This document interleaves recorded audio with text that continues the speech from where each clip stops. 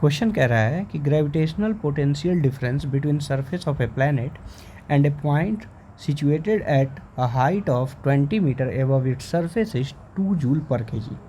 मान लिए ये प्लैनेट है हमारा, इससे 20 मीटर की हाइट पे एक पॉइंट है जहाँ पे ग्रेविटेशनल पोटेंशियल डिफरेंस यानी कि डेल्टा वी मान लें इसको अगर, तो इसकी वैल्यू 2 जूल पर केजी है और इसकी हाइट है 20 मीटर।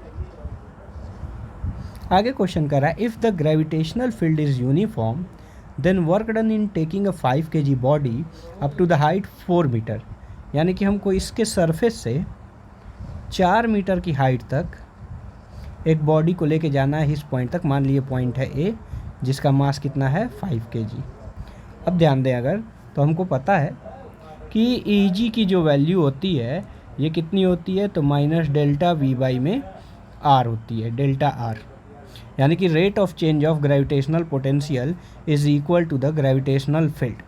अब यहाँ से हम पहले Eg की अगर वैल्यू फाइंड करें तो माइनस डेल्टा वी की प्लेस पे आ जाएगा 2 और डिवाइडेड बाई डेल्टा आर के प्लेस पे 20, ये वैल्यू आ जाएगी -1/10।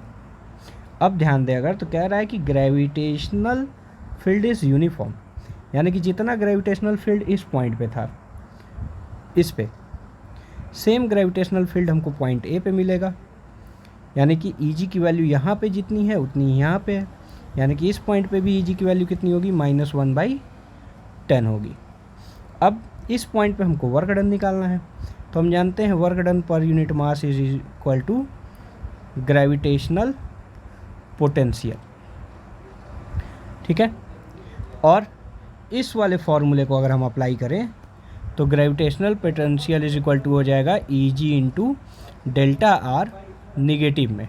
ठीक है, ये वैल्यू यहाँ पुट कर देते हैं, W/m is equal to minus Eg into delta R, या W की वैल्यू हो जाएगी minus Eg delta R into M.